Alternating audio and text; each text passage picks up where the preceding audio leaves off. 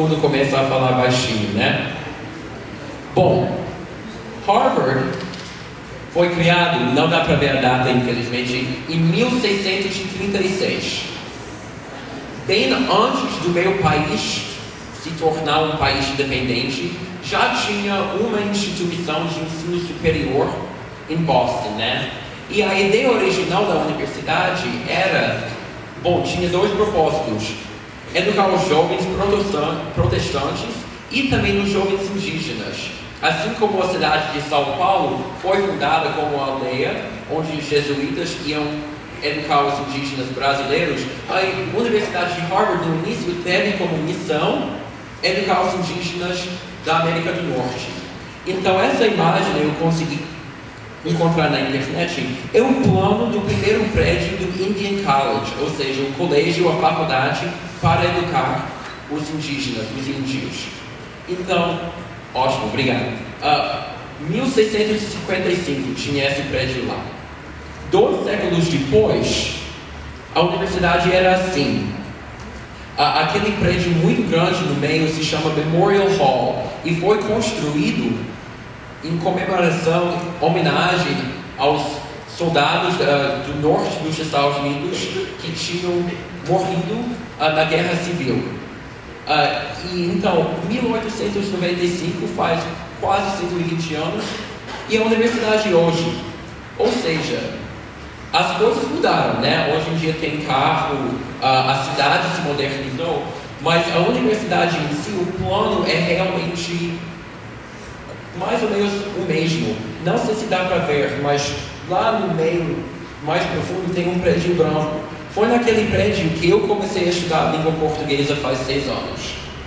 Né? Ou seja, o prédio ainda está lá e hoje em dia cedia vários departamentos, inclusive o departamento de línguas neolatinas e o departamento de linguística. Então, é uma universidade hoje em dia, só uma parte, porque é uma universidade enorme, assim como as universidades no Brasil continuam crescendo, a faculdade de medicina, a faculdade de direito, etc., não dá para ver tão facilmente nessa imagem. Mas aqui é a biblioteca central da universidade. Eu passei muito tempo nessa biblioteca, eu amo bibliotecas, e uma vez eu perguntei para um amigo meu que trabalhava na biblioteca quantos livros é que tem aqui. Foi a pergunta que eu fiz. E ele respondeu honestamente que ninguém sabe, porque ainda estão no processo de colocar todos os livros no catálogo digital. Mas faz 4 ou 5 anos era assim, acho que hoje em dia eles sabem. O número total de livros, de manuscritos e filmes e documentos que pertencem às bibliotecas da Universidade de Harvard chega a por volta de 15 milhões. Ou seja, é a maior rede bibliotecária universitária no mundo inteiro. E é porque faz quase 4 séculos que a universidade vai investindo na biblioteca e vai acumulando livros.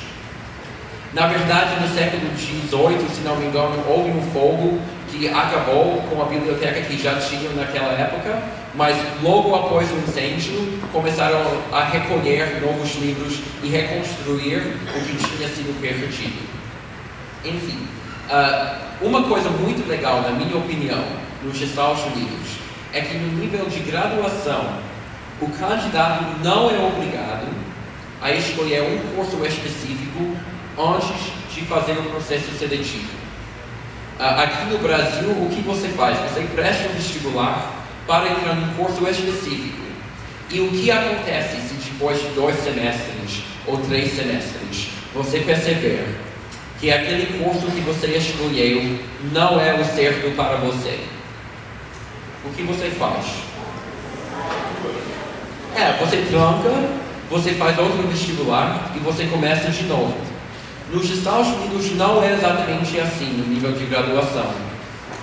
Você se candidata à instituição e dentro da instituição você tem liberdade a experimentar várias disciplinas, vários cursos, e você não é obrigado a seguir o curso que você indicou no formulário. Por exemplo, quando eu me candidatava, tinha vários formulários para preencher, né? E E tinha aquela questão não obrigatória, uma questão aberta, opcional, de qual curso que você está pensando em cursar.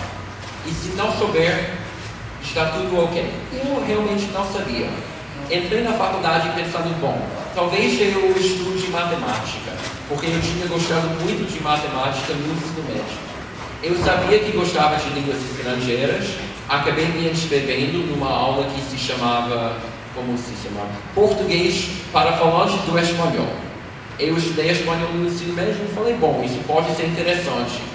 Eu também tinha gostado de matemática, de biologia, e me inscrevi numa aula sobre a evolução dos dinossauros, que foi uma aula fascinante, e etc. E o que foi que eu acabei descobrindo? Eu gostava muito dos dinossauros, mas não queria estudar biologia. Eu gostava muito de matemática, mas quando quase chuvei aquela matéria de matemática, não foi uma experiência muito legal, e aprendi que não queria continuar estudando matemática. Eu tinha chegado a um certo nível, depois do qual a disciplina não ia me interessando o suficiente para justificar o sofrimento que ia passar. Falando honestamente, eu quando fiz a primeira prova, o primeiro midterm, né, na conclusão da prova, eu estou lembrando agora, quando o professor falou, tempo acabou, eu comecei a rir. Tipo, caí na gargalhada. E o aluno ao meu lado me olhou como se eu fosse de outro planeta. E ele me perguntou, por que você está rindo? Eu respondi, bom, ou eu vou rir, ou eu vou chorar. Eu prefiro não chorar frente de você, então estou rindo. Então aprendi, não estou inventando, foi aquilo que eu falei. Então aprendi naquela aula de matemática que tinha chegado a um momento depois do qual não queria estudar mais aquela área. Mas quanto às línguas estrangeiras, eu sempre tinha uma certa paixão por elas, mas nunca tinha entendido que eu seria capaz de estudar na faculdade muitas línguas estrangeiras, e além disso eu descobri a disciplina que se chama linguística. No colégio eu não estudei a linguística porque a minha escola não oferecia cursos de linguística, não oferecia nenhuma aula. Mas na faculdade eu descobri essa disciplina e me apaixonei. E o meu plano agora é começar uma pós-graduação na área de linguística. Mas eu só descobri isso porque a universidade permitiu que eu descobrisse. Porque a universidade me deu muita liberdade, tinha liberdade curricular. Eu acho que é uma coisa muito legal. Com certeza tem alunos aqui agora que já sabem o que é que querem fazer na faculdade, qual o caminho profissional, qual a carreira que querem ter ao longo da vida, mas com certeza também há alunos aqui que não sabem com certeza o que é que querem fazer na universidade. E estudar fora durante um tempo permite que vocês explorem ideias e oportunidades que nunca teriam pensado antes. E além disso, estudar na graduação nos Estados Unidos permite que vocês tenham uma liberdade curricular e em termos de disciplinas, de matérias de aulas, além daquela que você talvez possa ter aqui no Brasil. Eu não estou contra o sistema brasileiro de forma alguma. Só estou esclarecendo algumas diferenças que eu acho importantes. Outra coisa muito legal nos Estados Unidos são as atividades extracurriculares. Então, aqui tem a minha amiga Júlia, que é da Suíça, e o meu amigo John, né? E os dois entraram na faculdade não com o propósito de cursar um curso de dança. Cursavam, se não me engano, economia, mas tem que verificar isso. Mas fora da sala de aula, continuavam dançando. As universidades americanas acreditam muito na importância dos alunos poderem desenvolver talentos fora da sala de aula. Esses talentos podem ser artísticos, podem ser culturais, podem ser esportivos. Em janeiro desse ano, esse aluno Jeremy Lin se tornou famoso no mundo inteiro. Agora está jogando com o New York Knicks, né?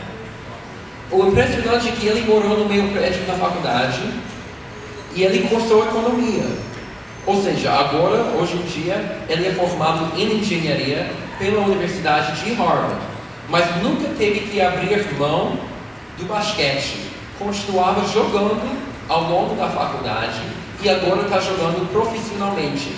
E é exatamente isso que as universidades americanas desejam.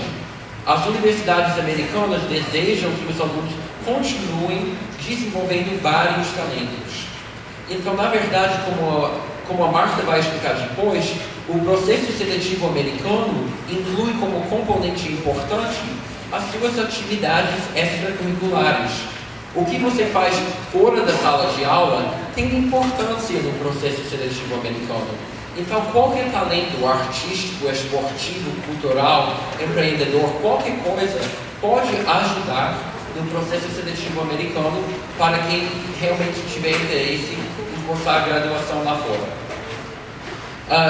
Só para vocês saberem, como já falei, eu não acredito que a Universidade de Harvard seja a melhor instituição de ensino superior do mundo. Muitas vezes aparece aqui no ranking, mas eu não sempre confio nos rankings e a minha recomendação é que vocês também não.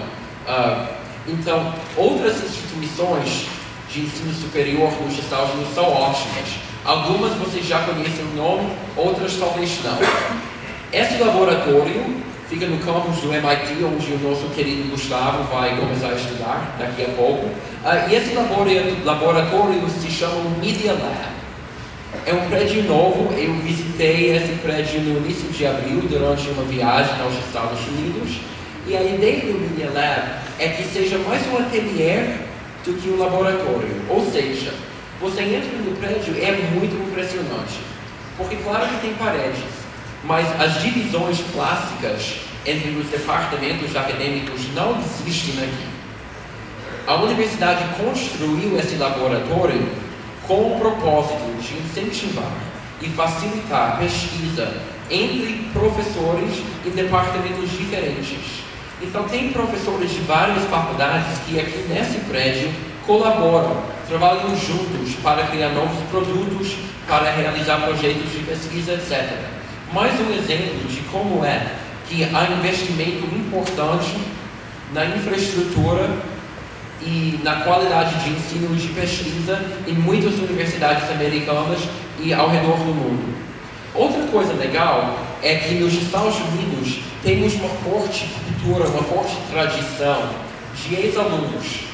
Ou seja, esses alunos todos vão receber o diploma na Universidade de Columbia, que fica em Nova York. Todos os alunos estão vestidos da cor oficial da universidade, que é aquela azul. E no dia da formatura, a universidade é assim. Tem lá o prédio principal, todas aquelas pessoas vestidas de azul lá no meio vão recebendo esse